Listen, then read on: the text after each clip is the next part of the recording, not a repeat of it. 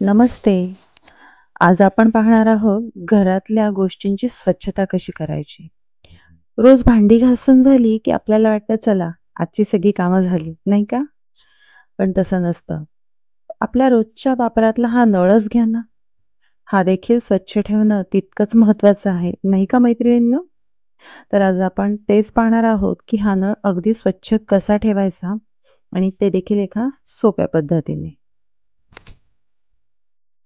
तर सगळ्यात पहिल्यांदा काय करायचं आपल्याला इथं मी एक झिपलॉक घेतलेली आहे आणि एक रबर बँड बस. आणि घरात जेही तुमच्याकडे विनेगर असेल अगदी स्वस्तातलं स्वस्त, खूप भारीतलं कुठलंही घ्यायची गरज नाही. जे तुमच्याकडे घरात विनेगर असेल ते घ्या. विनेगर यासाठी की त्याच्यामुळं अगदी म्हणजे तो नळ आपण रोज साफ करत नाही, त्यामुळं अर्थात थोडंसं लवकर निघणार नाहीये त्याच्यात असलेली घाण. ती पटकन छान अशी स्वच्छ निघण्यासाठी इथे विनेगर वापरणार आहोत आपण. तर ते अशा पद्धतीने मी झिपलॉकमध्ये विनेगर ओतून घेतलेलं आहे. आणि आता आपण हा नळाला जिथे खराब झालेला आहे तो पूर्ण नळ त्यात बुडेल अशा पद्धतीने मी ती झिपलॉक नळाला टाय करून घेत आहे. बघू शकता तुम्ही.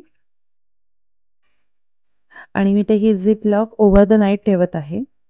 जेणेकरून दिवसभर कसं होतं आपण नळ अचानक सुरू करायला बघतो काही कामात, तर गडबडीत तो सुरू होऊन जातो. तर म्हणून मी ऑलवेज रात्रीच्या वेळेलाच करून ठेवते. ओव्हरनाईट राहिला तर अगदी उत्तम.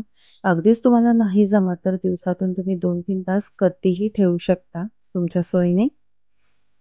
तर इथं मी हा ओव्हरनाईट ठेवलेला आहे.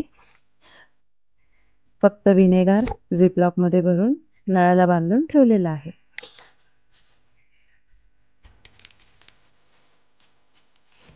बघूया आता आपण सकाळ झालेली आहे, आता कसं झालं ते.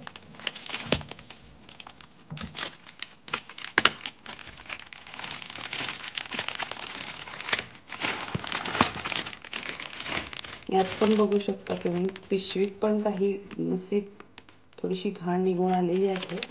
आणि आता आपल्याला हा नळ देखील स्वच्छ करावा लागणार आहे.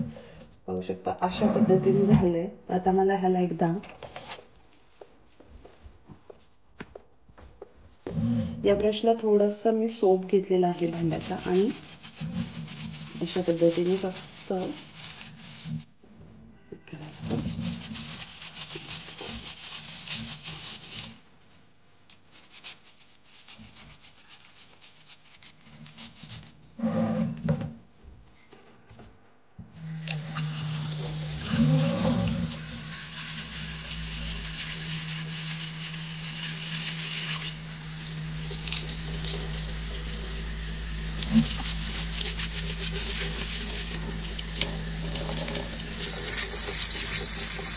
एकदम स्वच्छ झाला. पाहिलं तुम्ही.